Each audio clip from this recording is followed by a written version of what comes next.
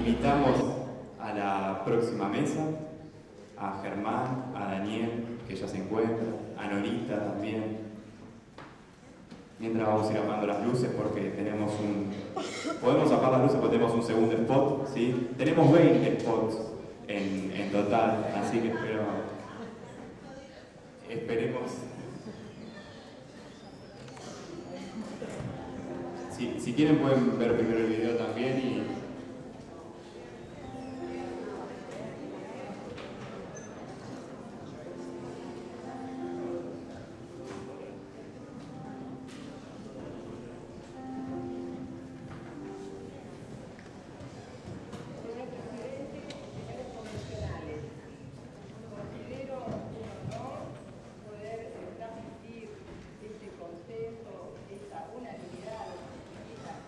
La aprobación de este texto en el cual trabajé con tanto amor.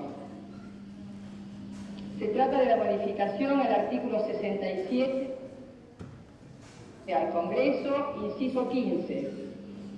Reconocer la preexistencia étnica y cultural de los pueblos indígenas argentinos. Garantizar el respeto a su identidad y el derecho a una educación bilingüe e intercultural. Reconocer la personería jurídica de sus comunidades y la posesión y propiedad comunitarias de las tierras que tradicionalmente ocupan. Y regular la entrega de otras, aptas y suficientes para el desarrollo humano. Ninguna de ellas será enajenable, transmisible ni susceptible de gravámenes o embargos. Aceptar su participación en la gestión referida a sus recursos naturales y a los demás intereses que los afecten. Las provincias pueden ejercer concurrentemente estas atribuciones.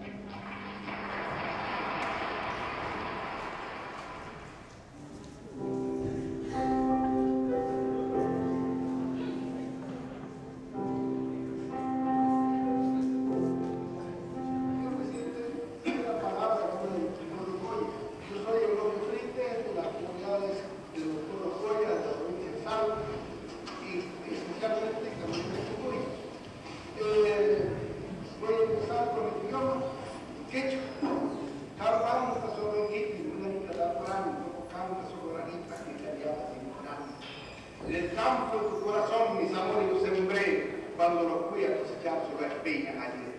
Eso es el encontronazo entre Europa y América, entre los pueblos que han venido y los que estábamos acá.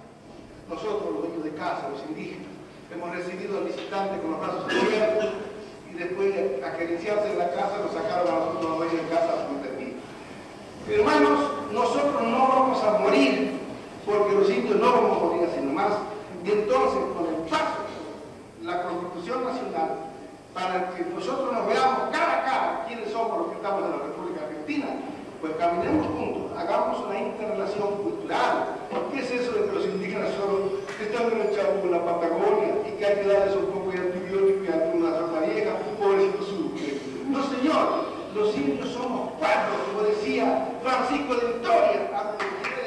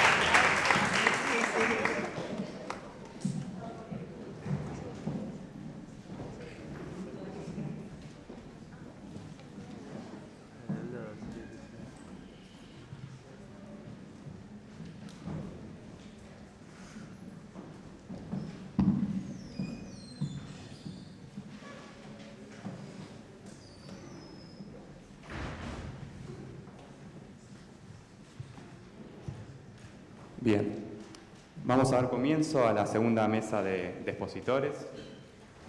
El primero de ellos...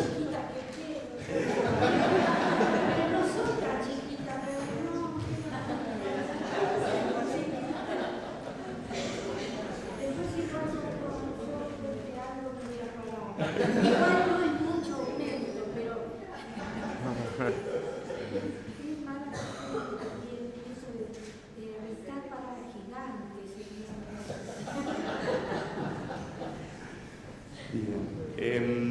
El primero de los expositores va a ser Germán Zúñiga. Sofía Sansón y Lucía Ortiz lo denominaron el defensor del pueblo mapuche. Un lugar donde se pueda trabajar por la justicia es un lugar donde se puede ofrecer el tiempo y la profesión a favor del necesitado, dice el abogado del equipo nacional de Pastoral Aborigen de Neuquén. También es docente y asesor de las comunidades mapuches y participa activamente de asambleas experimentales y de organizaciones que trabajan por la defensa de los derechos colectivos. Su principal anhelo es sumar un granito de arena para que los indígenas logren salir victoriosos en sus luchas.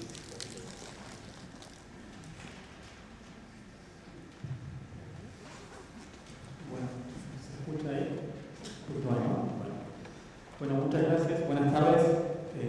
Gracias por la invitación a la universidad y a mi equipo de Pastoral Aborigen. Y también es una alegría que hoy esté acá quien yo considero la madre de mi profesión, a la doctora Elena Picasso, que junto al sacerdote de las Quebradas Martín Güell, que es mi padre en la profesión. Por ellos estoy acá, soy responsable de que acompañe y que como indígena acompañe a mi pueblo allá en la provincia de Neuquén. La verdad que cuando trabajé y pensé el tema, yo era chico, ¿no? Era muy chiquito, todavía jugaba a los autitos y demás, y toda esta importancia del artículo 75-17 en ese entonces, por ahí no la tenía tan clara, pero después, con el andar de los tiempos y de los años, uno va mamando esto. Entonces, quiero compartir con ustedes pequeños disparadores, pequeñas vivencias de esta larga lucha y larga historia, y también cuáles son algunos desafíos que considero que, si bien no son todos, si no quise puntualizar en algunos, más o menos de esta manera organicé mi pequeña compartida con ustedes. Evidentemente ya se ha dicho mucho y con total razón que el 94 ha sido un año muy importante para el Estado argentino y principalmente para los pueblos indígenas. En el 94 podemos hablar de un nuevo paradigma en los pueblos indígenas. Pasamos de tener una ignorancia por parte del Estado hacia los pueblos a reconocerlos como verdaderos sujetos de derecho. ¿Sí? Reconocerlos constitucionalmente, que no es por poca cosa. Pasamos de una invisibilización a un reconocimiento claro como sujeto de derecho. Después, obviamente, queda el desafío de que no quede solamente en la letra, como decía, ese reconocimiento del sujeto de derecho, sino que los reconozcamos y le demos la participación que necesita. Y por otro lado, está el cúmulo de derechos que tiene 75-17, ¿no? Porque si bien lo principal es el territorio, que es lo básico para cualquier pueblo indígena y para cualquiera de nosotros no nos imaginamos vivir sin un territorio, sin una casa. Pero quiero centrarme en estos pequeños minutos en el tema territorial. Entonces, luego del 94 se dio esa necesidad de que en las comunidades, en los pueblos, se alcanzara a visibilizar, se alcanzara a entender de a poco la importancia y el alcance que este artículo 75, inciso 17, traía para las comunidades. Entonces fue un trabajo de hormiga de las distintas organizaciones, dentro de las cuales está la que yo pertenezco, y fue también un trabajo en donde fue necesaria la participación activa de las comunidades, que ellos alcanzaran a entender la importancia y el alcance de ser un sujeto de derecho. ¿Qué implica ser sujeto de derecho en un Estado? ¿Cuáles son mis derechos? ¿Cuáles son esos alcances y cuáles son mis deberes? ¿Y cómo los tengo que exigir? ¿Cómo los tengo que hacer cumplir? Y también, correlativamente a este empoderamiento de los pueblos indígenas, también, y es un proceso aún que tenemos que seguir dando, la sociedad toda tiene que entender qué significa esto de los derechos de los pueblos indígenas. ¿Cuáles son esos derechos? ¿Cuál es nuestra función para colaborar a ese cumplimiento efectivo? ¿Sí? Ser actores activos y no meramente espectadores. Tenemos que colaborar como sociedad toda a que a esa idea, a estos derechos que están contemplados en el artículo sean realmente efectivos. Entonces, quiero en esta línea abarcar un poquito el tema territorial. El artículo 75 básicamente considero que trae algo fundamental, que es hablar de la intangibilidad del territorio. ¿Qué significa esto de la intangibilidad? La Constitución, dentro de todo este cúmulo de derechos, dice que sus tierras no serán enajenables, no serán embargables, no serán susceptibles de ningún tipo de gravámenes. Esas características, si nosotros las queremos resumir, nos está hablando de una intangibilidad. El territorio no se puede tocar, no se lo puede herir. ¿Por qué? No por un capricho, no porque los pueblos indígenas no tienen una idea de producción o de economía, sino porque en el territorio está la vida del pueblo. Si nosotros les afectamos al territorio, le estamos afectando a la cultura, le estamos afectando a su espiritualidad, le estamos afectando a su economía y le estamos afectando la cosmovisión. ¿Qué es esta cosmovisión? Es esta relación que los pueblos indígenas, ya sea el mapuche, el wichí, el pilagá, el toba, el guaraní, tiene con la tierra. Entonces esta intangibilidad del territorio que establece el 75 es muy importante. Ahora está el desafío, que ya más adelante lo voy a mencionar, de los distintos sectores a colaborar con esta intangibilidad. ¿Cómo hacemos para que esto sea realmente efectivo?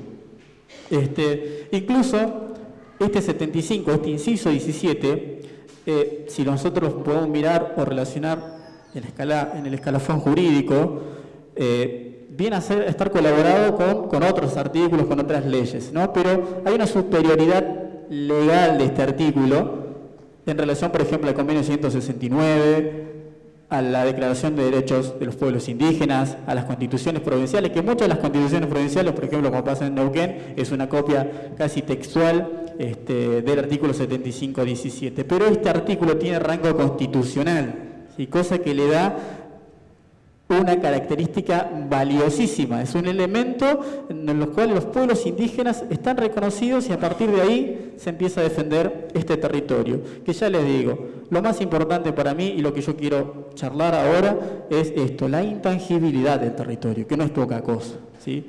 Por algo se lo protege tanto, ¿no? Que no es embargable, no se puede vender, no se lo puede gravar ante una deuda, aunque en algunas provincias lo quieran hacer. Hace unos días hemos tenido una sentencia favorable en la provincia del Neuquén, en donde la provincia pretendía cobrar impuestos inmobiliarios a una comunidad mapuche.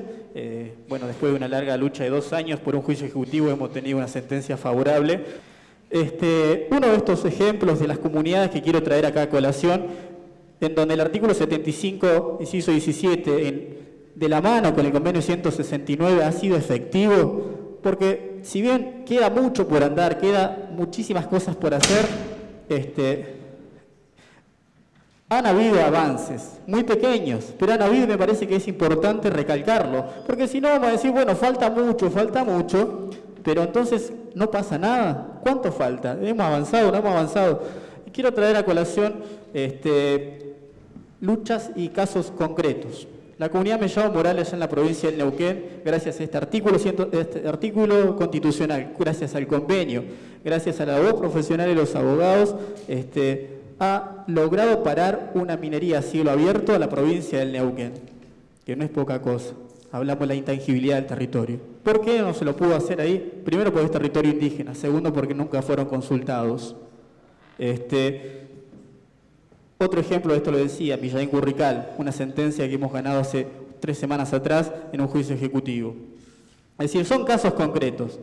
En la lucha allá perdidas siempre hay algunos signos de esperanza. Y estas son las cosas que nos tienen que encaminar, nos tienen que fortalecer para decir realmente queda para hacer, se puede hacer, es posible, pero necesitamos el compromiso de todos. Por eso yo dije, como sociedad debemos colaborar, tenemos que empezar a interrogarnos como comunicadores, como filósofos, como sociólogos de la profesión en donde nosotros estemos. Si somos actores sociales, entonces tenemos que aportar nuestra mirada y nuestra profesión.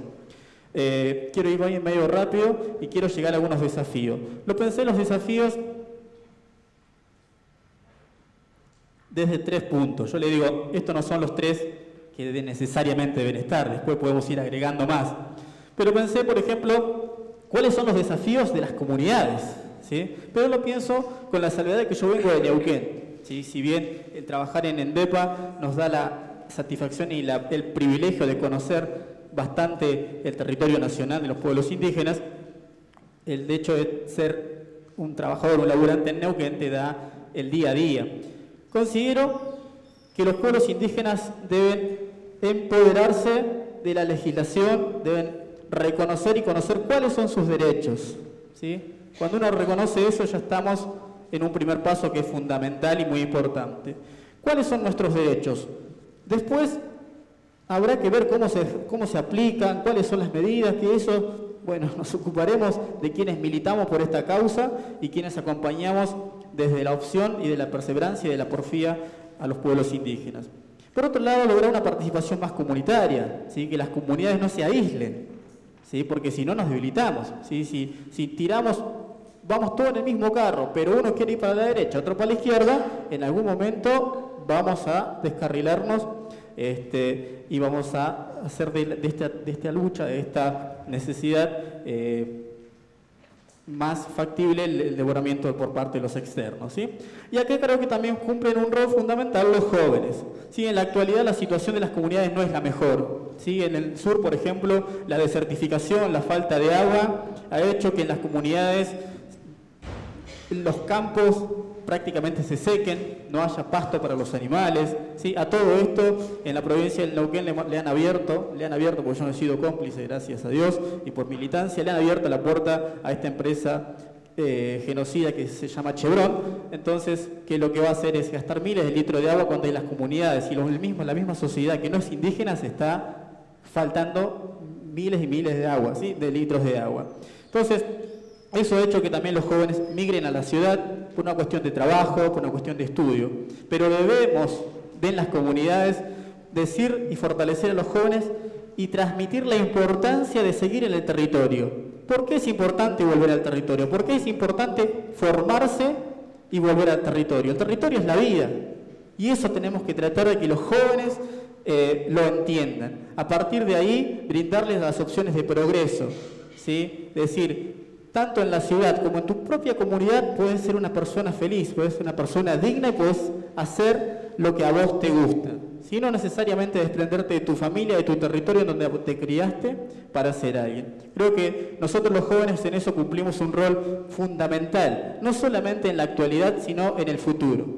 Si por parte de nosotros los jóvenes, ¿sí? En todos los ámbitos, no solamente en el tema indígena, la sociedad argentina también, si nosotros los jóvenes no nos comprometemos a aportar verdaderamente nuestro esfuerzo, nuestro compromiso, vamos a hacer una sociedad sin rumbo, ¿sí? Y vamos a perder el sentido de la vida, vamos a perder el horizonte, ¿sí? Por otro lado, en cuanto a los desafíos que considero tiene el Estado. El Estado, hablando a nivel macro.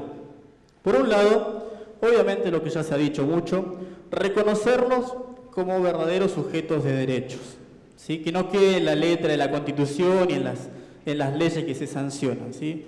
Una ley del relevamiento que se sanciona en el 2006 y que es dos veces prorrogada y que hoy dieron los porcentajes que no se alcanza ni al 25% de su aplicación efectiva, no es una ley y no es una política por parte del Estado a favor de las comunidades, ¿sí? Es un folclore o una pancarta, ¿sí? Que lo único que intenta es ganar voto y ganar más poder para seguir destruyendo.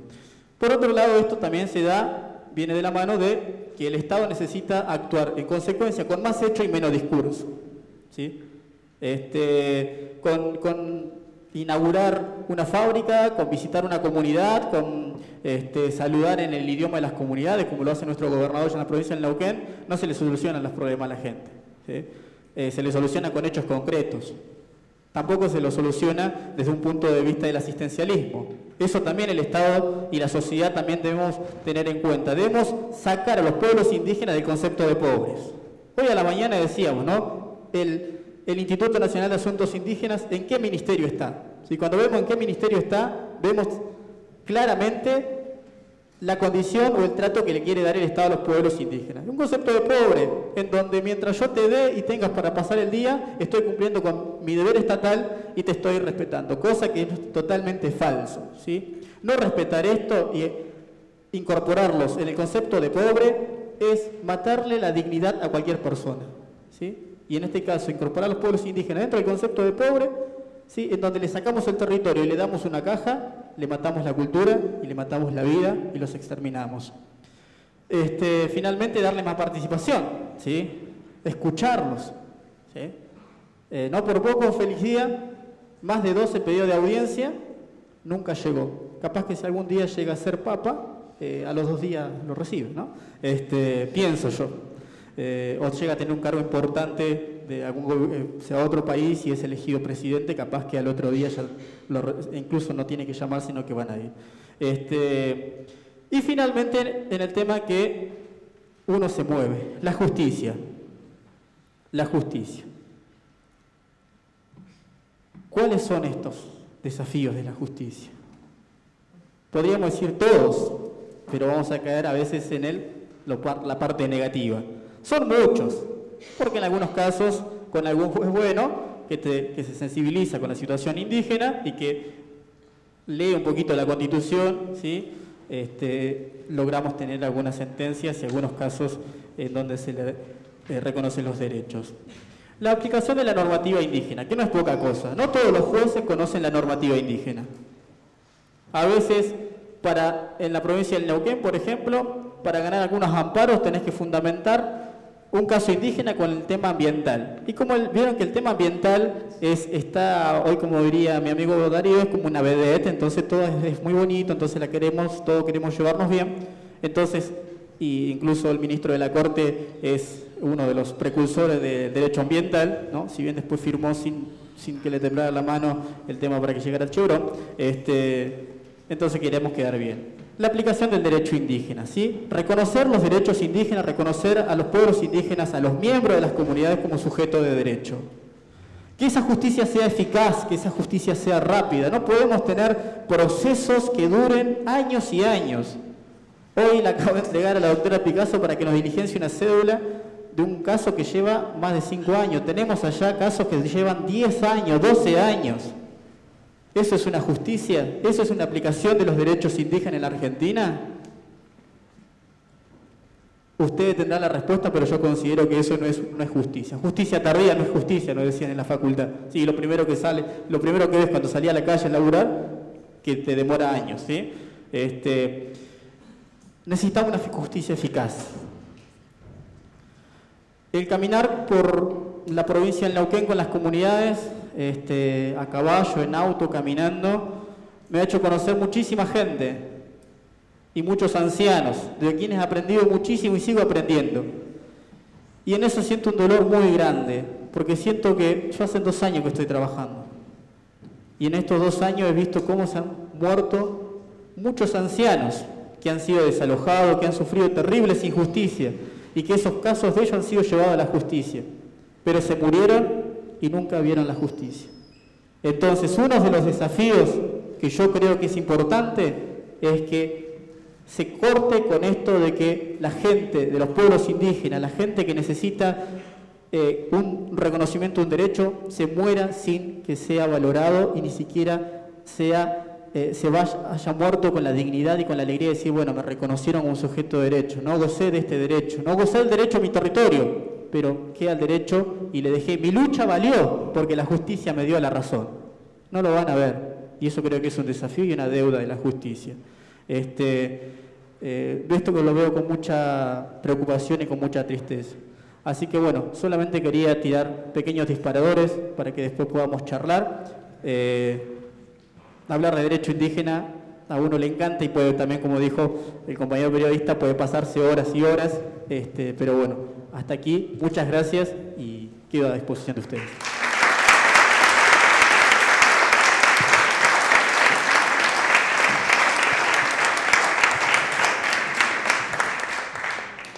Cuánta polenta, ¿no? Un poquito.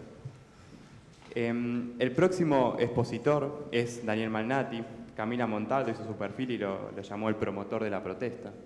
Un poco cacofónico, dijimos, ¿no? Pero bueno. El derecho humano es también el derecho a la vida y a disponer de los medios básicos para que esa vida sea digna, dice el abogado y periodista que siempre está al lado del denunciante. Recordado por su paso por CQC, hoy está al frente de Berto y Malna, guardianes de la Constitución, por Telenoche. Luchador multimediático y autor de Proteste, desde su lugar de comunicador reclama por quienes no tienen voz frente a un sistema de consumo por un objetivo: vivir en una sociedad más justa.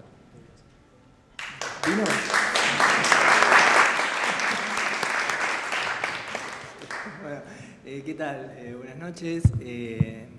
Sí, mi nombre es Daniel Malnati. Y quería contarles... Daniel, si puedes ser un poquito. Sí, cómo no. Hace un tiempo me mandaron a hacer una nota, ¿no? Me dijeron, Daniel, andá a hacer una nota a Jujuy, cerca de Tilcara, hay un pueblo sin luz. Digo, bueno, la electricidad es un derecho humano, ¿no? Es decir, es una prestación básica del ser humano. Qué cosa que en un pueblo de la Argentina no haya luz, en todo un pueblo, ¿no? Me pareció interesante el planteo, vamos. Bien, no pasó mucho tiempo de estar en el lugar y yo le preguntaba a la gente, pero si usted le queda algo de comida, claro, siendo el tema, no hay heladera, no hay luz, en el baño no hay luz, en la cocina, bueno, todas las incomodidades que ustedes se imaginan, ¿no? Acá nos cortan un día la luz y salimos a quemar la ciudad, entonces me parecía que era un planteo. Ahora, inmediatamente me di cuenta que no era esa la preocupación de la gente ahí, que la preocupación de la gente era que iba a venir la luz, que gracias a todo este movimiento que estábamos haciendo nosotros tan bondadosamente, en el pueblo iban a poner la luz. Y esas tierras y esos lugares que ellos habitaban durante tanto tiempo y que nadie los había molestado porque era la tierra de toda la vida, bueno, en esos lugares iban a empezar a valorizarse. Y ahí iban a venir los countries, iban a venir las posadas, iban a venir un montón de gente que los iban a amenazar. Ellos ya sabían. Y evidentemente eso seguramente pasó. Yo no fui más al lugar. Pero seguro pasó. Y estoy convencido que pasó y que era esa la preocupación y era esa la nota. Después, bueno, eso yo lo publiqué igualmente dentro del otro contexto, pero después vi en todo el país este mismo problema, ¿no? De la gente y del territorio, ¿no?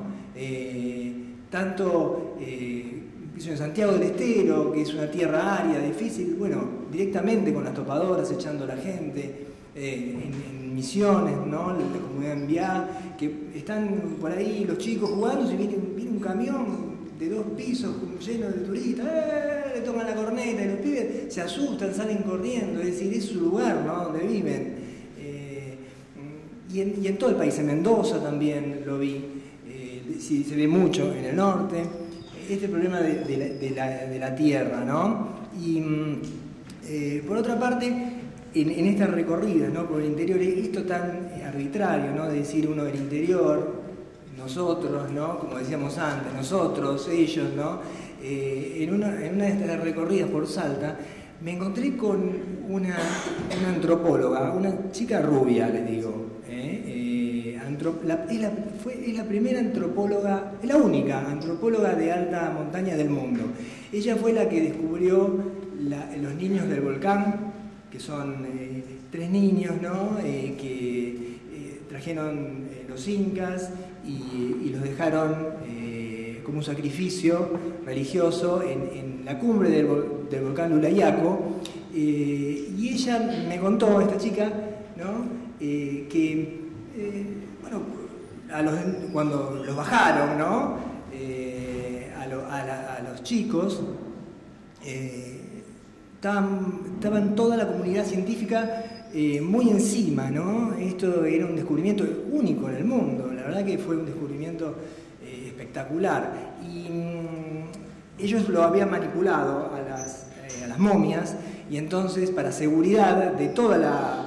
y para poder llegar a conclusiones certeras, le hicieron el ADN a todos los que habían participado en la expedición, a ella inclusive. Y ella se dio cuenta, y a ella le informaron, esta chica rubia, que tenía antepasados que eran de la tierra. Y yo la miraba y le digo, no puede ser, si vos sos rubia, de ojos celestes, y con rulos, pero fíjate los pómulos, era cierto, la verdad que todos tenemos, ¿no? Obviamente, hasta los que no sabemos, ¿no? Si no lo tenemos en el ADN, lo tenemos acá porque vivimos en este país y seguro un poco nos habrán cagado a palos, ¿no? Me parece que de acá para adelante estaría bueno poner un foco en la recuperación de todo ese legado. La recuperación de la cultura, ¿no? Que no sería otra cosa, ¿no? Cuando se pierde el territorio se pierde un poco la cultura, porque si vos te tenés que mudar del lugar de donde conocías los sonidos, de donde conocías la comida que ibas a comer, de donde escuchabas tu música, a otro lugar que no te corresponde, que sos un extranjero, bueno, después cuando volvés vacío, eso pasa muchas veces, ¿no? Que después mucha gente viene a la ciudad o a las ciudades también del interior grandes, y después cuando vuelven no es lo mismo, y se perdió mucho ahí en el camino. En Santiago del Estero, en la banda, me encontré con una chica que se llamaba Nora, y ella me contaba, ¿no? Que es una chica del pueblo, ¿no? Que cuando ella era chica, el fruto del algarrobo era visto como la comida del pobre, ¿no? Ella misma decía, es la comida del que está pata, ¿no? De los animales. Y ahora vieron que ahora en los lugares orgánicos, donde compras las cosas que le gustan a las chicas, para hacer los budines, esas cosas, a mí no me gusta tanto el algarrobo. Pero que está de moda, se puso de moda el algarrobo, pues es un súper alimento, dicen. Bueno, y entonces lo que hizo esta chica, ¿no? Fue a buscar la algarroba y dice que al principio le daba vergüenza, porque claro, ella estaba buscando ahí en Santiago, en la banda, en las plazas iba y juntaba la algarroba y la miraban con cara de ¿qué hace esta loca, no? O también es pobre, ¿viste? La discriminación. Bueno, lo superó y le fue recontra bien, ¿se imaginan? Se imagina que le fue recontra bien porque lo vende bien, hace la harina, ella misma hace la harina, pero se encontró con un problema más, que era, ella hacía la harina, consiguió un mortero gigante, pero después no sabía tan bien qué hacer con eso. Y entonces lo que hizo, el otro trabajo que se tomó, es empezar a recorrer los pueblos en busca de la gente que le pueda contar, de las señoras grandes que le puedan contar las recetas.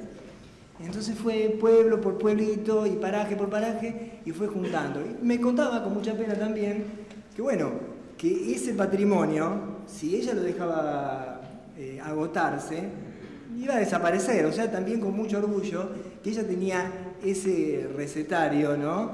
Que fue su aporte a la recuperación de la cultura. Y finalmente, en este mismo sentido, en Tafí, me encontré con una señora también muy mayor, ¿no? que es miembro de la comunidad maicha, ¿no? Y ella era coplera. Y lo mismo. Ella se quejaba un poco porque decía que ya los chicos no querían aprender las coplas, que había muy pocas, que quedaban dos, decía, 2 o 3 quedamos nosotras solas. Y decía, yo tengo nietos y a mis nietos les trato de enseñar, pero cuando empiezan a crecer ya les empieza a dar vergüenza. Entonces dice, me contaba con mucha angustia, ¿no? Porque ella sabía que ella tenía que pasar esa información sí o sí a esos chicos. Entonces me lo decía, y yo sé que ellos cumplen más o menos 6, 7, 8 años y yo les enseño hasta esa edad, pero después de esa edad no quieren aprender más, porque dicen que en la escuela los cargan, dicen que son collas. Claro, y como para no angustiarse, pobre señora. Y lo que me dijo finalmente, ¿sabés lo que hago? Lo que estoy haciendo ahora, estoy grabando las coplas en un CD. Porque yo sé, claro, que estos chicos, cuando sean un poco más grandes, van a entender. Y bueno, a mí me gustó, me dio mucha pena que haya que llegar hasta ese punto, y que tenga que llegar hasta ese punto para ella misma, para conservar la cultura y lo que era su identidad. Pero bueno, es una lucha, ¿no? Y en eso estamos, justamente, recuperar la cultura y mantener la dignidad. Como decían antes otros expositores incluso, fue un genocidio, no fue una pavada. Entonces, en ese camino, fue un camino de indignidad, porque hay que decirlo, es decir, si una persona la torturan, la maltratan todo el tiempo, no la tratan como ser humano, es una indignidad. Ahora, dentro del corazón queda, que uno viva una situación de dignidad no quiere decir que uno sea un indigno. Dentro del corazón como que queda una cuerda siempre muy finita donde todavía vibra la dignidad. Y esa es la cuerda que hay que cuidar, y esa es la cuerda que después puede crecer y que nos puede devolver todo lo que fue en alguna oportunidad. Así que bueno, eso es lo que quería decir. Gracias.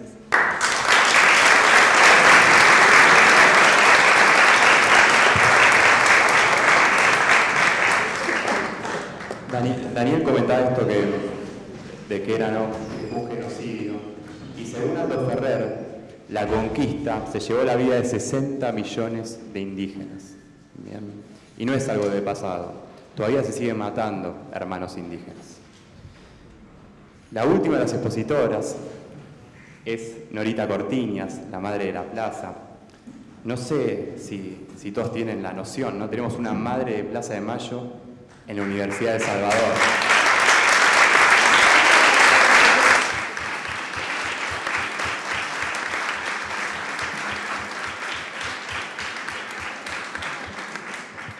Nerina Rosende la entrevistó y escribió este perfil.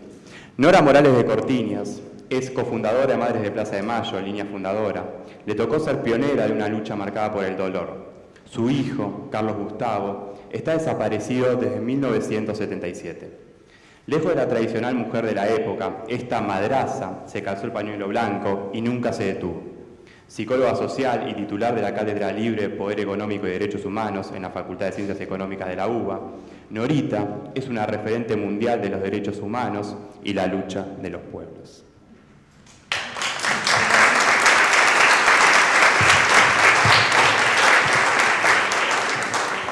Gracias, estoy muy contenta de estar acá y muy agradecida por esta invitación, porque siempre a lo lejos parecía que la Universidad de El Salvador era un poco diferente, como que no era del palo nuestro popular, no nacional y popular, popular nada más.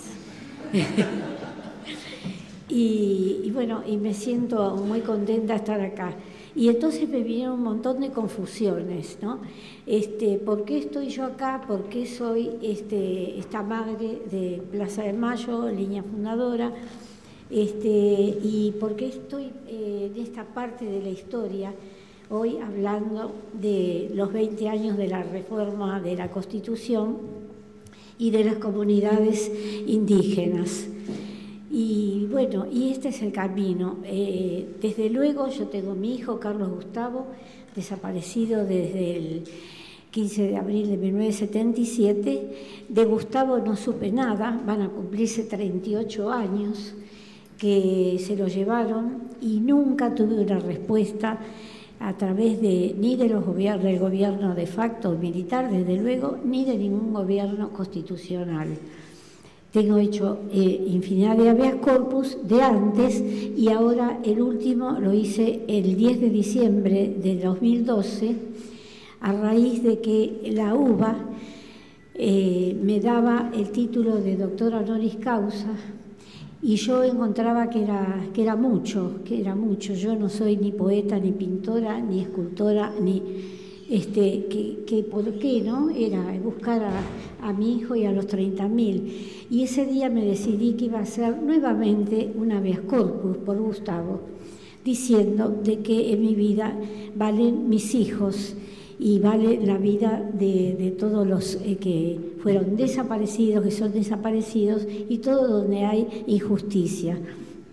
El habeas corpus, desgraciadamente, me lo boicotearon un poco desde el propio Estado, y después el juez, que era un juez que estaba de turno, lo archivó y lo desarchivamos y lo volvió a archivar. Eso es ilegal y constitucional total. No se debe hacer eso, pero bueno, ahora dentro de poquito lo voy a volver a desarchivar, porque mi hijo me falta todos los días, y saber qué pasó con Gustavo es de todos los días, pero no solo quiero de los 30.000, quiero de todos. Quiero que se abran los archivos, quiero que los jueces abran sus gavetas y digan a quién entregaron en falsa adopción a más de 500 todavía jóvenes que no conocen su verdadera identidad. Quiero toda la justicia, quiero toda la verdad y quiero toda la memoria. Entonces, en este camino estamos las madres, y donde hay una injusticia, estamos. En los juicios, en la represión a trabajadores, donde ustedes vean que hay una injusticia, por ahí aparece un pañuelito. A veces un pañuelito hace cambiar la sentencia, la carátula de un juicio, aunque parezca mentira. Nosotros a veces no lo podemos ni creer, pero entrar a un juzgado, no hablar, estar sentaditas ahí escuchando, es como que los jueces miran y dice, bueno, acá algo no anda bien, ¿no? Y bueno, ojalá podamos mantenerlo hasta el último día de vida de cada madre. Yo quiero decir, en mi caso, yo soy independiente totalmente, soy crítica, no me callo cuando las cosas no me gustan, pero bueno, soy así yo, ¿no? Soy muy peleadora, pero me siento bien así. Bueno, y entonces yo digo, estoy acá, y algunas anécdotas así salpicaditas de esta vida, ¿no? de esta lucha con las comunidades especialmente, ¿no? Yo recuerdo cuando iba al colegio, cuando era chiquita, chiquita de edad, yo no escuché nunca hablar de los indígenas, sino el 12 de octubre, cuando hablaban del descubrimiento de América. Era eso, era la fiesta, ¿no? Y así, bueno, transcurrí los años, y cuando pasaron todos estos años y todos los acontecimientos de mi vida, llegué a que, así como nosotras fuimos invisibles durante más de casi los 40 años que estamos en la calle, recién hace poco que somos visibles, así yo veo que han sido las comunidades, que son los indígenas nuestros, fueron invisibles.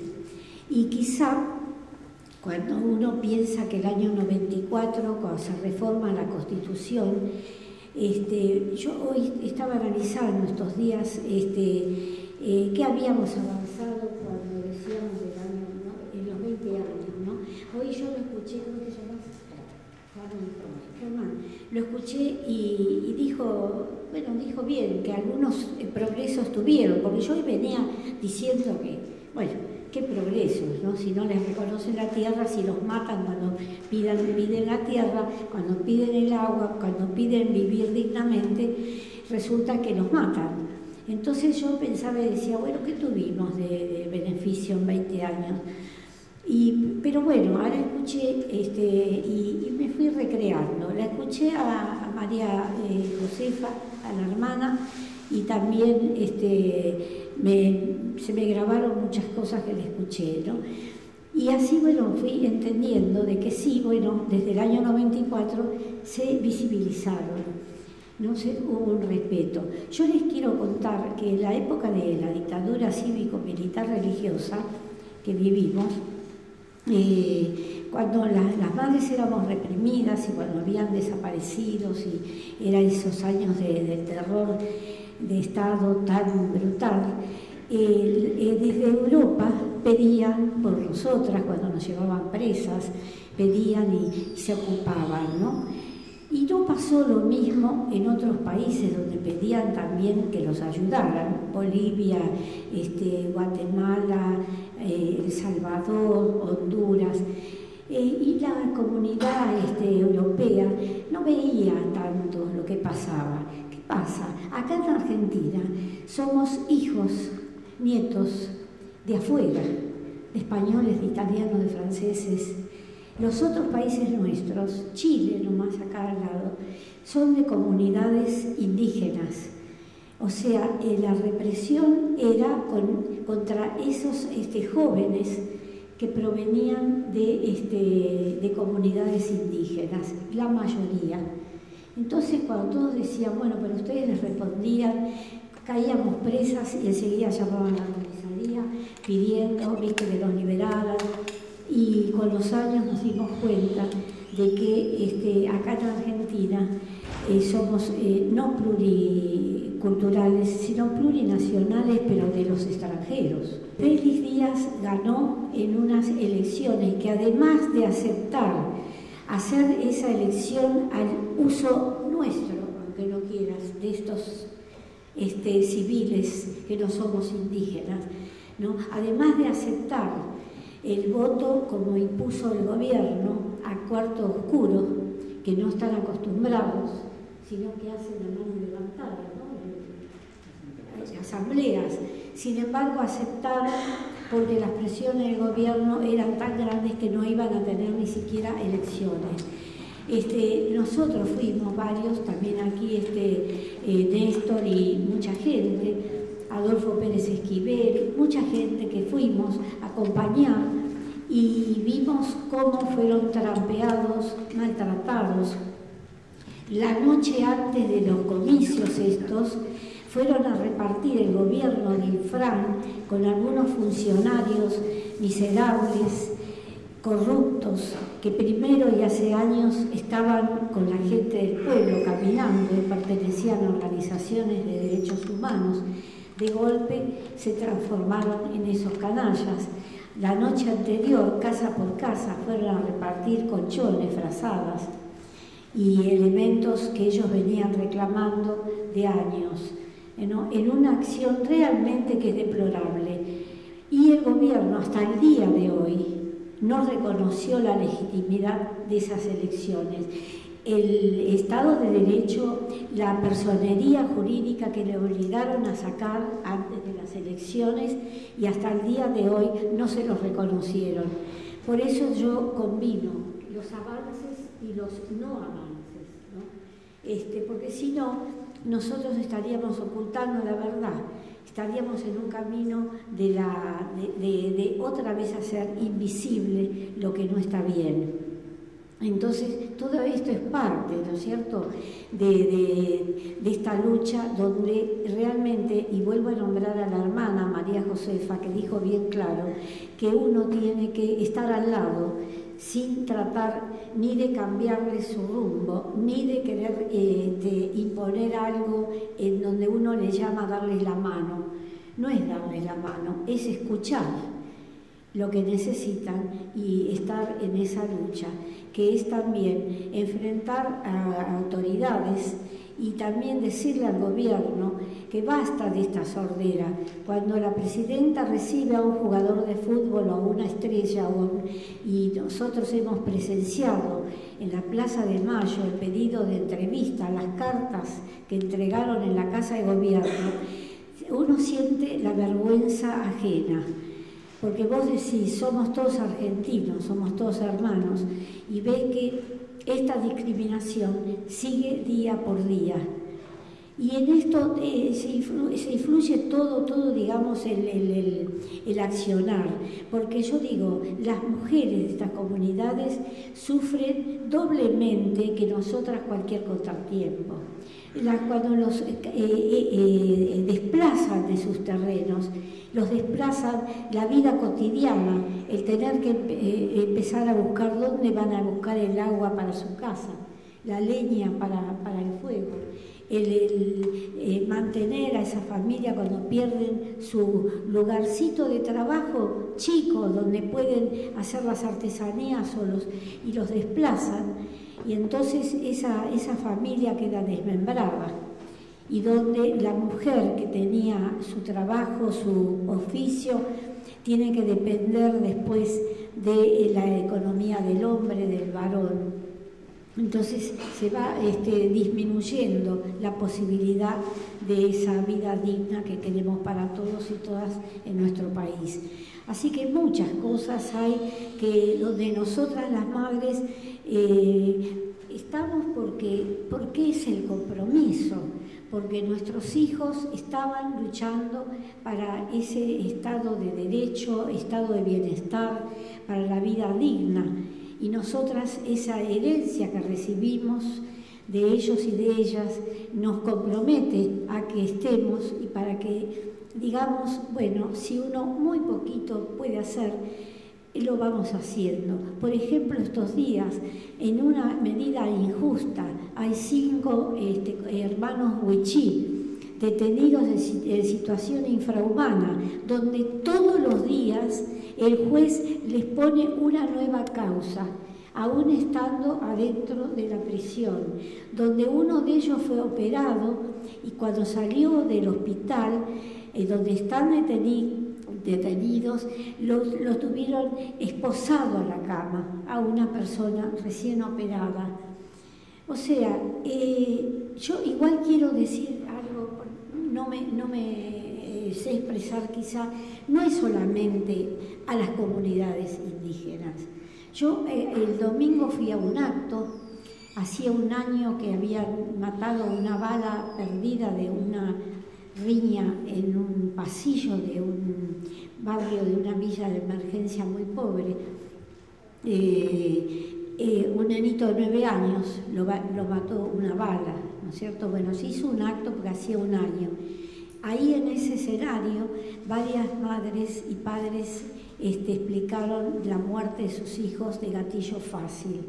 O sea, no es que yo diga, no, esta comunidad, las comunidades, no, hay una violencia y la gente más pobre, más desprotegida, porque es así, los pobres son pobres acá, no tienen recursos y no los inventamos. Bueno, contar de qué manera le matan a sus hijos, de qué manera para encontrar a ese hijo que fue asesinado, que pasan meses y meses y un día lo encuentran que lo tuvieron abandonado, moribundo, o lo remataron todavía más violentamente. Entonces eso es toda una situación social que nos preocupa.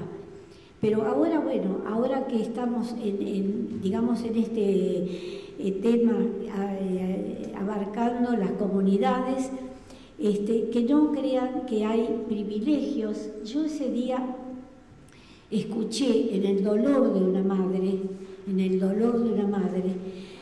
y que hay situaciones que llevan a eso, como que tener un hijo desaparecido, o si es desaparecido, tenemos justicia.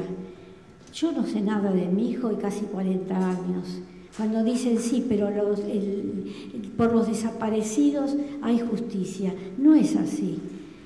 Hay otras situaciones que se dan, ¿no es cierto?, y que tienen algunos privilegios, pero además ser hijo de desaparecidos no te da ningún privilegio. Ser madre de un desaparecido no es ningún privilegio, para nada, ¿no? El dolor es de todos los días. La silla vacía en mi casa, el plato ahí, está todos los días. Ya van a ser casi 40 años.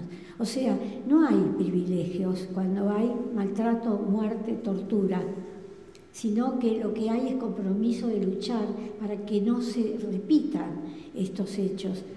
Entonces, luchar todos. Y como vuelvo a decir, cada uno permitir que cada grupo, cada organización tenga su sistema y tenga su opción de cómo quieren luchar, ¿no?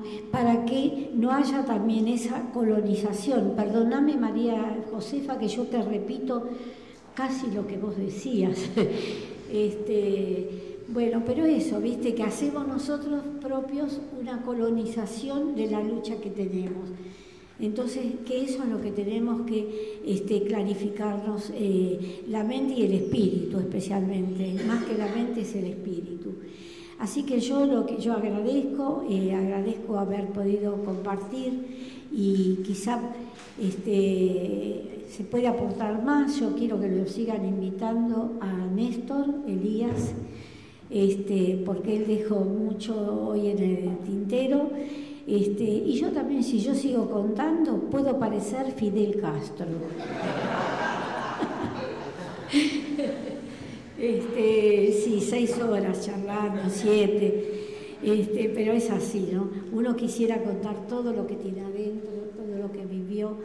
Bueno, y decir que sí, que nos tenemos que acompañar, que tenemos que apoyar ahora todo lo que se haga para liberar a los 5 hermanos Huichí prontamente.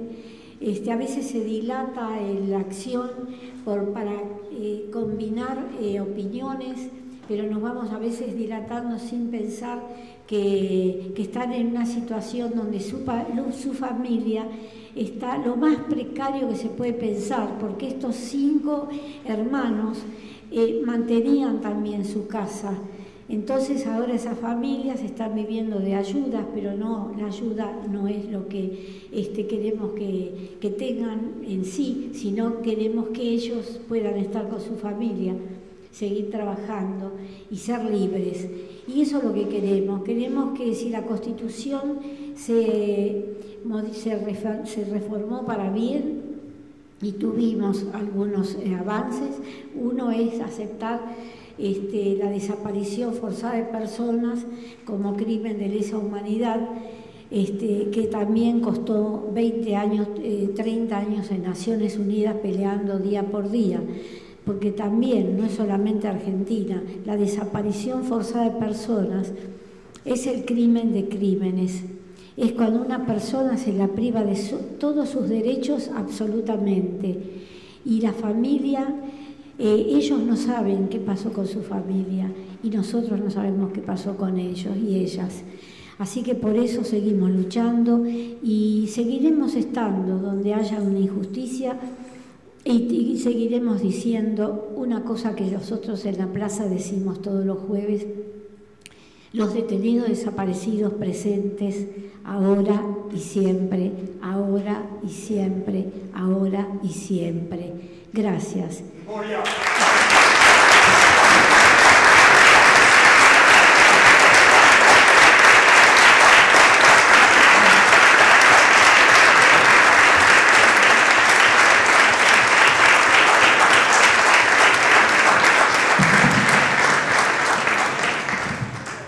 Bien, bueno, si alguno puede hablar a pesar de la emoción, es bienvenido a hacer una de las 3 preguntas que tenemos para estos expositores.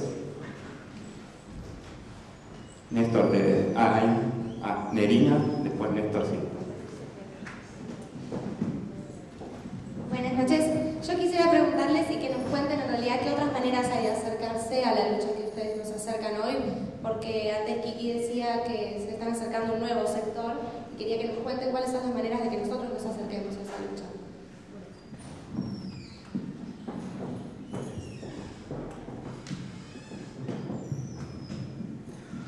Mira, creo que no tengo la respuesta correcta ni la definitiva, pero considero que estar en el día a día, estar acercándote, compartiendo, haciendo tuyo la lucha y las injusticias que ellos sufren, y ustedes como comunicadores sociales mostrar esa realidad de manera neutral y de manera concreta, es la mejor forma, ¿sí? Hay un desconocimiento por gran parte de la sociedad de los derechos indígenas, de los pueblos indígenas, y también hay mucho prejuicio sobre los pueblos indígenas, ¿sí? Muchas veces producto del mismo actuar dentro de las comunidades, muchas veces dado por actores externos. Entonces, la colaboración es estar, acompañar, solidarizarse. Y creo que hoy en Argentina los pueblos indígenas necesitan estar más en la agenda, ya se dijo mucho esta palabra, más en la agenda, ¿no? Y denunciar estas injusticias, denunciar el avance de este modelo extractivo de saqueo y muerte, que lo único que hace es sacarlo de sus territorios y cambiar la vida de un indígena por dinero, y sobre todo buscar que los pueblos indígenas también se entienda que son sujetos de derechos humanos, ¿sí? Así que creo que eso. Bueno, yo les diría que ustedes son jóvenes, yo los estoy viendo y son ahora como mis nietos. Yo diría mis hijos, pero son como mis nietos. Yo tengo bisnietos también, así que ya pasé otra generación. Me pasó de largo, ¿eh? Dicen que la cuarta generación, sí, pero etapa. Yo lo que les digo es que hay mucho para hacer. Por ejemplo, el tema de, como dijo ahora Germán, miren, tengo 84 nada más, imagínense cuando tenga 90. Bueno, hay campañas, ¿viste?, contra el extractivismo salvaje, donde efectivamente expulsan a las comunidades, especialmente los mapuches, ahora en Salta, en Jujuy, en todos lados están haciendo extractivismo, que además de que se llevan las riquezas, que no pagan impuestos, a la Pachamama la están destrozando. El extractivismo con el fracking es destrozar la tierra propiamente. Entonces, con el paso del tiempo, se van a venir abajo las montañas, inclusive. Entonces, esta destrucción que hay de la tierra es el daño total, donde el agua que gastan es el agua que le sacan al ser humano y a todos, las plantas, los animales. Cuando hay campañas, ustedes tienen que sumarse. Cuando nosotros pedimos que se abran los archivos y nos digan qué pasó con cada uno, con todos los detenidos aparecidos, súmense también. Cuando se pide a los jueces que digan a quién entregaron los bebés, que tenemos la dicha estos días de tener hasta 115, que es poco, 30 años de gobiernos democráticos o constitucionales y haber encontrado la identidad, solo 115 jóvenes, es poco, hay que seguir peleándolo. Después, cuando hay todas las defensas del medio ambiente, interesarse acá dentro de la facultad sobre el cambio climático, parece una pavada, contando de que hay muerte y todo, pero el cambio climático también perjudica a las comunidades. Yo acabo de venir de una cumbre en Venezuela y las comunidades aborígenes son las más perjudicadas. Ahora, igual yo les voy a decir, ¿no? El día que se termine el agua, hasta los ricos se van a morir de sed. Esto es así, ¿eh? Nadie lo quiere creer. A medida que se perjudica todo lo que es lo esencial para la vida, especialmente el agua, cuando no haya heladas porque se calentó la tierra, no va a haber nieve para que se transforme en agua. Esto no es así nomás, esto es serio todo. Así que ustedes acá dentro de la universidad tienen que meterse en todos los grandes problemas que a veces parecen chicos. Cada curso, cada uno tiene que decir, bueno, yo quisiera meterme en esto, hay que meterse. No como dice el Francesco hacer lío, no tanto. Hay que meterse. En cada noticia que hay de una marcha, de un petitorio, también hay que fijarse también por qué reprimen a los trabajadores porque protestan, porque han puesto ahí a un milico que es de averías de otras épocas, un Bernie. Bueno, un Milani, repudiar, chicos, repudiar la ley antiterrorista, porque es para todos nosotros eso.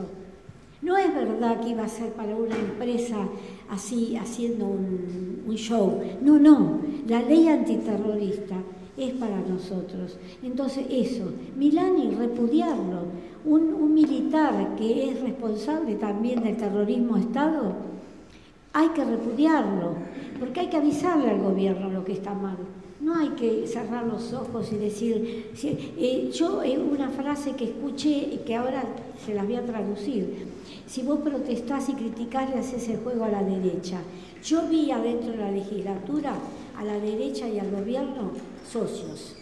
En el Congreso los vi socios, la derecha y el gobierno. Entonces no nos engañemos. Ser críticos no es perjudicar un Estado constitucional, es ayudar a que la democracia se fortalezca todos los días. Así que bueno, yo les digo, la ayuda hay muchas maneras. Ustedes son inteligentes y jóvenes. Yo ya estoy un poco cansada y ya no sé qué más recomendarles.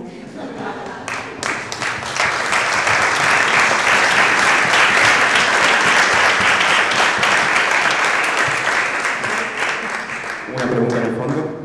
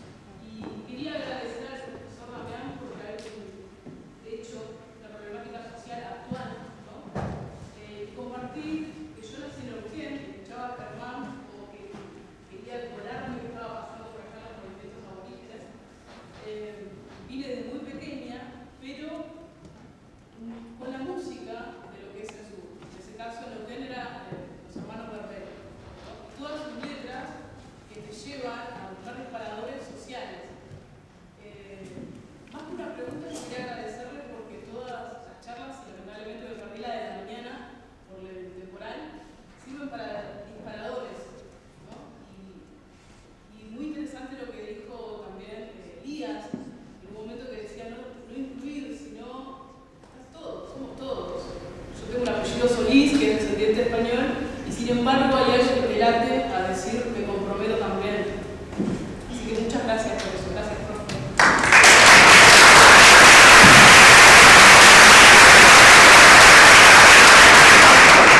Recuerdo que le pongo un 10. Bueno, mi pregunta era para Nora, y bueno, vos recién comentaste que desde hace, bueno, ya 38 años que estás buscando a tu hijo, comentaste también los pactos secretos, digamos, de la derecha y el gobierno, bueno, los legisladores del gobierno, tanto en la legislatura como en el Congreso, y si crees que de algún modo están como queriendo cubrir ciertos privilegios que se le dan a ciertas personas que integran tanto madres de línea fundadora como madres del otro lado, porque vos ya presentaste 8 años corpus y todavía no conseguiste, digamos, ningún resultado. Seguir luchando para que haya respuestas, para que nunca más, porque la lucha es para que nunca más se use una metodología tan siniestra como es cuando una persona no piensa igual que un gobierno o lucha por cosas que molestan al imperio, al poder económico, ¿no? Que sean desaparecidos o reprimidos, y que también en general, ¿no? En general, que en el pueblo la gente pueda vivir dignamente. Yo quiero decir, porque acá algunas personas son un poquito más grandes, que tuvimos estado de bienestar en Argentina algún momento, alguna década. ¿Qué es el estado de bienestar? Es tener trabajo y en todo caso pelear por el sueldo digno, pero tener trabajo. Y creo que es lo que tenemos que tratar de lograr, que en la Argentina haya trabajo y haya este mundo para todos y todas, que entremos todos y todas en este mundo para el bienestar y para el buen vivir, como diría Marcos. Bueno. El Sumacamaña, según los aymaras en Bolivia. El Sumacamaña, según los aymaras en Bolivia. Sí. Bueno, hay que luchar. Y vamos a vencer. Y yo les digo, hasta la victoria siempre. Sin parar.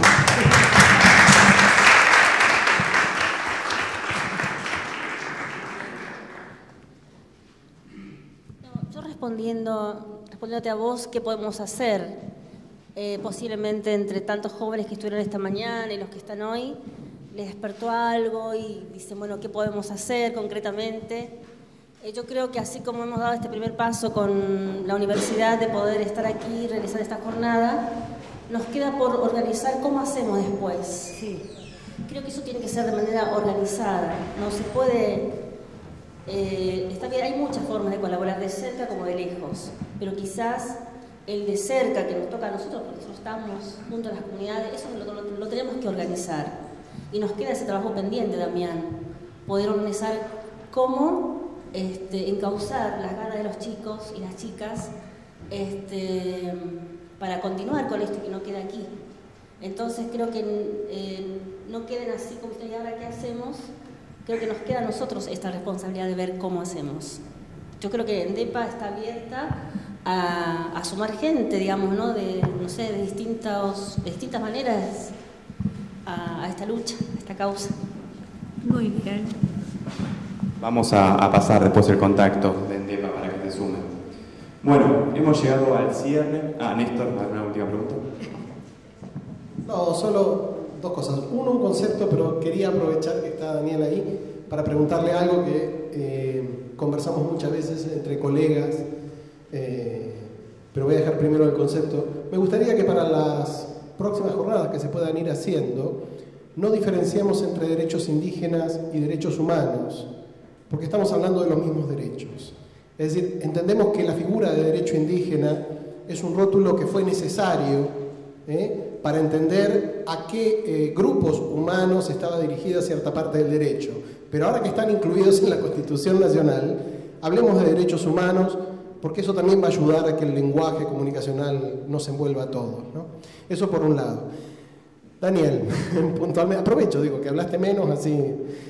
Cuando vos hablas con tus colegas, en los pasillos, en las idas y vueltas de radio, televisión, ¿cuál es la sensación que tenés vos de la ponderación que hacen en general los periodistas sobre el tema de los pueblos originarios? Pienso que un poco, que no es muy positiva, que un poco responde a muchos estereotipos, que no tiene que ver directamente con que son periodistas, sino que también que forman parte de esta comunidad, obviamente, pero muchos de los trabajos que hacemos no tienen que ver con una predisposición de ir a descubrir qué es lo que realmente pasa, sino de ir a confirmar una hipótesis que nosotros manejamos desde acá. Así que creo que es un trabajo para hacer cada uno interiormente, ¿no? Y de ubicarse en ese lugar, salir del ombligo, ¿no? Y ubicarse en el lugar del otro, ir a descubrir cosas y no a obtener la certeza de lo que nosotros, de preconceptos que nosotros manejamos.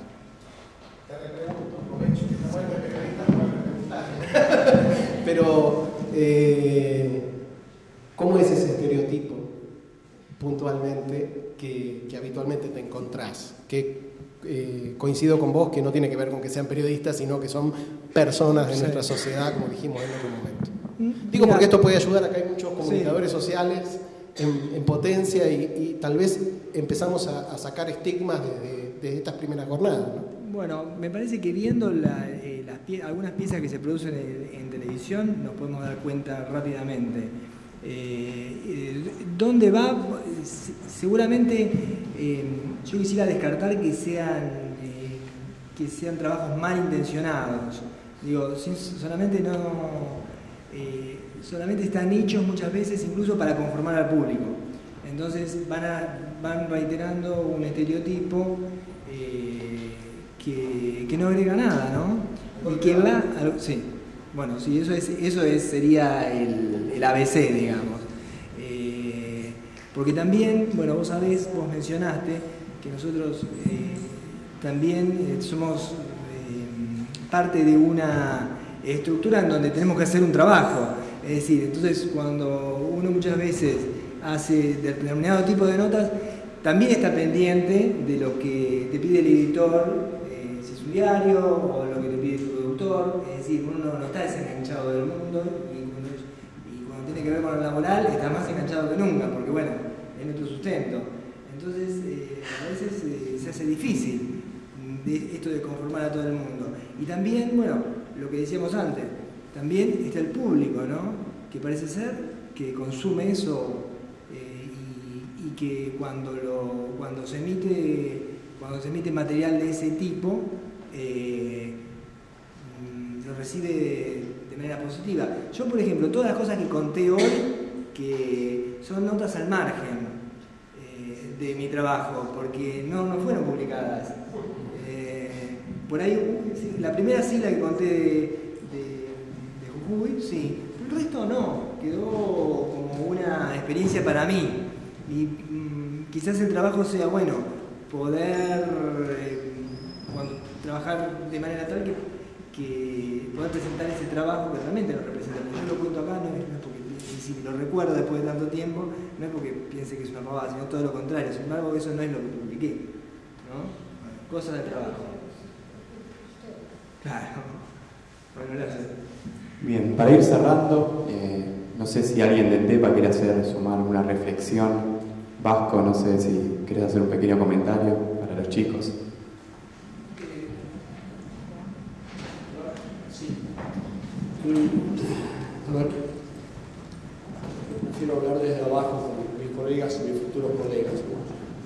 En Río Grande do Sul, en una comunidad de banquina, o sea, una comunidad que vive lo que le sobra al resto de la sociedad, mueren 3 niños por frío. En el mismo pueblo mueren 2 terneros por el frío. ¿Hace falta que les pregunte cuál fue la noticia de primera mano? No. Soy Vasco Baigorri, formo parte del DEPA, soy licenciado en periodismo y, bueno, ayer me dijeron que hiciera este cierre, ¿no? Entonces decidí usar una herramienta muy antigua, pero que me dijeron cuando entré a la facultad que era imprescindible: la lapicera y el papel. Entonces fui más o menos tomando algunas ideas y algunas notas. Primero quiero decirles que tengo el placer de acompañar a un pueblo que ríe, canta y baila y no perdió la alegría en la lucha, pese a todas las cosas que vienen sucediendo. Acompañamos al pueblo umbía guaraní, que no es el pueblo guaraní que fue a las reducciones jesuíticas, sino justamente el que estuvo en el monte, ¿no? El que ha aparecido porque le sacaron el monte y quedó afuera, no porque quisiera salir, ¿no? Entonces fui haciendo algunas notas sobre lo que comentaban y hablaban colegas y otros expositores. Y bueno, diría, adentro no tenemos buitres, hermanito, tenemos gusanos. Esa es la realidad. Este organismo social que ha formado y nos ha formado, ¿no? Y nos ha formado colonizadores y colonizados, algunos hemos salido, son gusanos, están adentro, forman parte del cuerpo social, ¿no? Y también quería decir algunas otras cosas, ¿no? O sea, me parece sumamente interesante, hoy de la mañana se dio más, la presencia de mujeres, mayoritariamente de mujeres. Será porque la profesión está más encarada de lo femenino, por lo que sea, pero lo que sí veo es que las mujeres son indiscutiblemente sostenedoras y formadoras de la cultura. Y esto nos asegura, desde lo profesional, empezar a tener otra visión, y desde lo familiar, empezar a educar hijos que dejen de ser machistas y dejen de ser racistas. ¿no? Son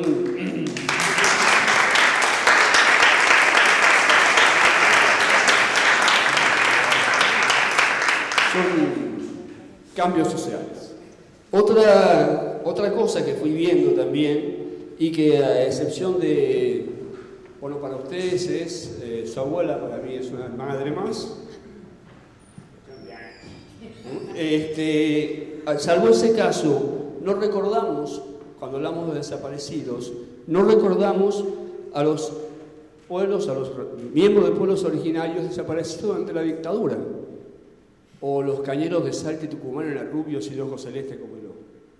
No, eran indígenas. Y fueron masacrados en la dictadura también. Y no los olvidemos.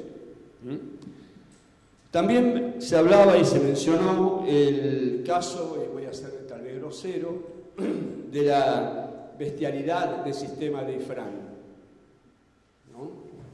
Cuasi bestialidad, doctora, para que no entremos en una posibilidad distinta, ¿no?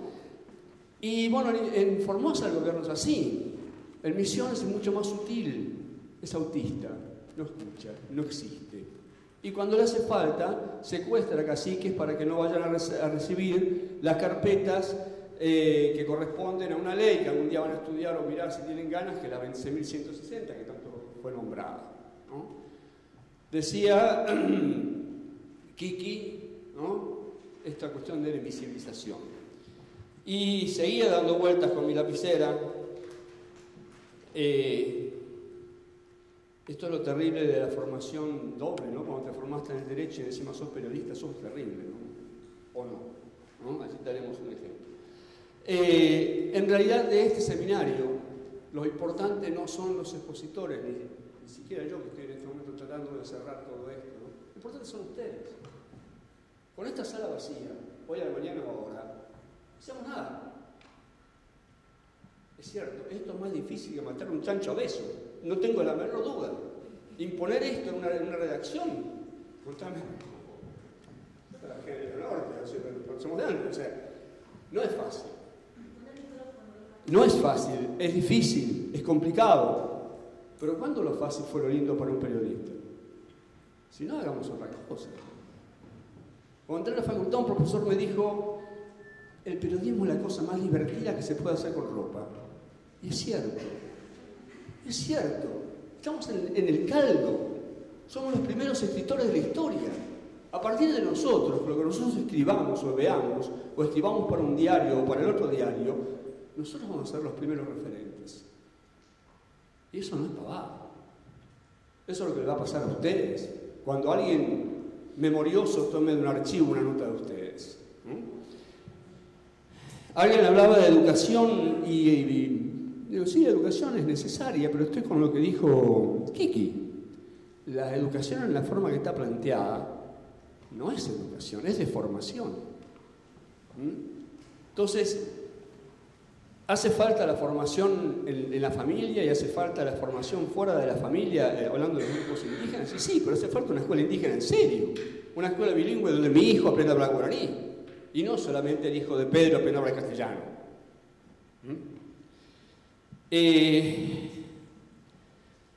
Algunos de nosotros somos periodistas, muchos de ustedes lo serán, y eso va a ser una suerte, ¿no?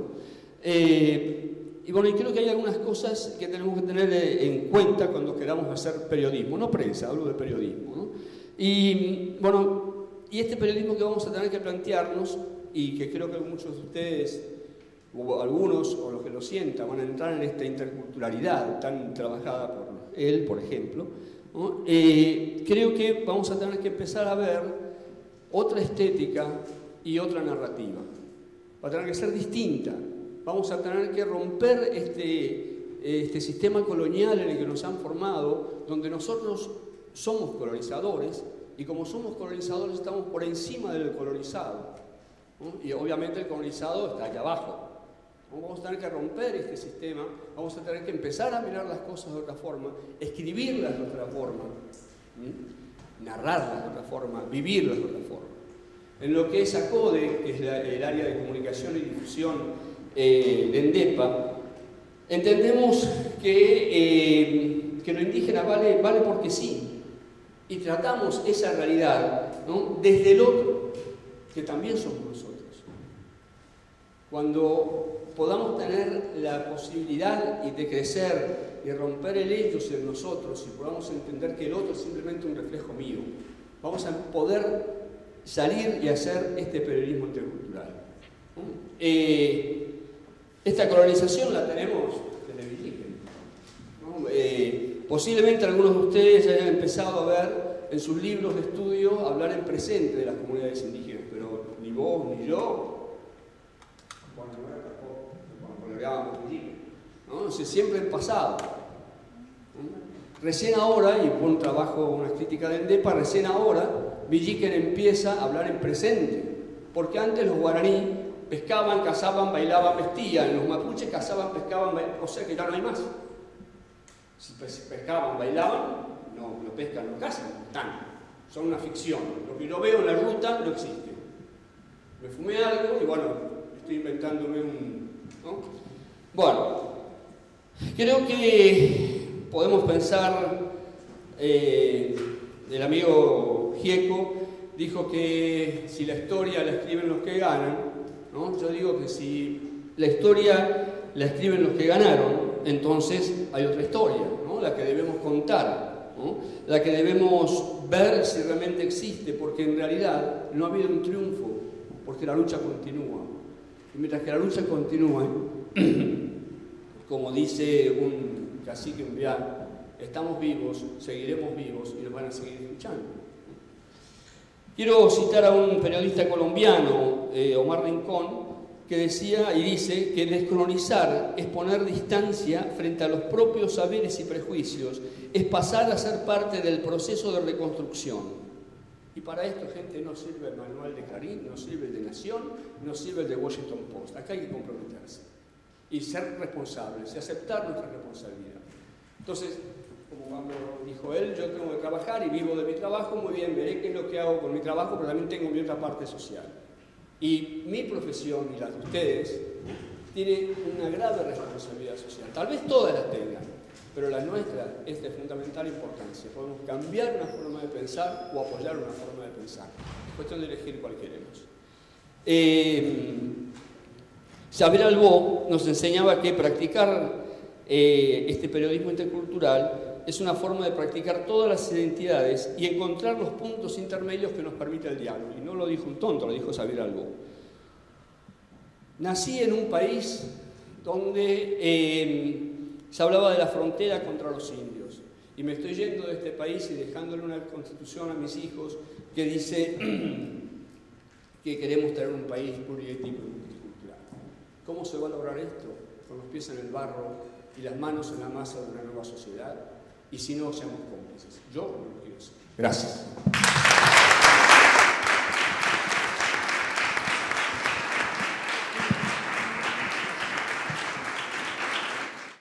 Algo cortito. Muchas veces nos dicen que por cuestionar el orden dado, el status quo, somos utópicos, ¿no? Y uno se encuentra con gente como Vasco, como Poncí, que dedican su vida a luchar por los derechos humanos. Se encuentra con 30 chicos y profesoras como Raquel Soto, que durante 2 meses organizan estas jornadas. Se encuentran con personas como Néstor Elías, que hace 25 años desde el periodismo milita los derechos humanos. Con jóvenes como Germán Zúñiga, de años tiene una polenta y contagia a un montón de otros jóvenes. Personas como Daniel Malnati, que no para de meter temas sociales y derechos humanos en los grandes medios. Y faros, como Norita Cortiñas, que con ese pañuelo que parece un chaleco antibalas, no para de luchar y remar y construir conciencia. Nos dicen utópicos, y ustedes saben lo que decía Galeano sobre la utopía. La utopía es como el horizonte. Yo doy un paso, el horizonte se corre un paso. Doy 2 pasos y se aleja 2 pasos. ¿Para qué sirve la utopía? Sirve para eso, sirve para avanzar. Ojalá estas jornadas les sirva mucho a ustedes para sumarse a estos temas que están muchas veces apagados por los medios de comunicación social. Los chicos del IFTS, de la Universidad de El Salvador, súmense a estos temas. Todos pueden hacer algo. Como decía la Madre Teresa de Calcuta, puede lo que hagamos sea tan solo una gota de agua en el mar, pero el mar no sería lo mismo sin esa gota. Norita citó por ahí a Marcos, y no sé si todos ustedes conocen a Marcos, el subcomandante Chiapas, que habla desde las montañas del sureste mexicano. Él dice algo en una carta a Galeano. Él le dice: somos un ejército de soñadores y por eso somos invencibles. Y sí, somos invencibles. Súmense y acompañen la lucha de los pueblos. Les agradecemos a todos por su participación. Y bueno, gracias. No, simplemente decir que él agradece a todos, nos da la posibilidad a todos, pero estuvo también él y sobre todo él en toda esta movida, ¿no? Así es que también el agradecimiento enorme a Damián y todo el equipo que fue trabajando con él.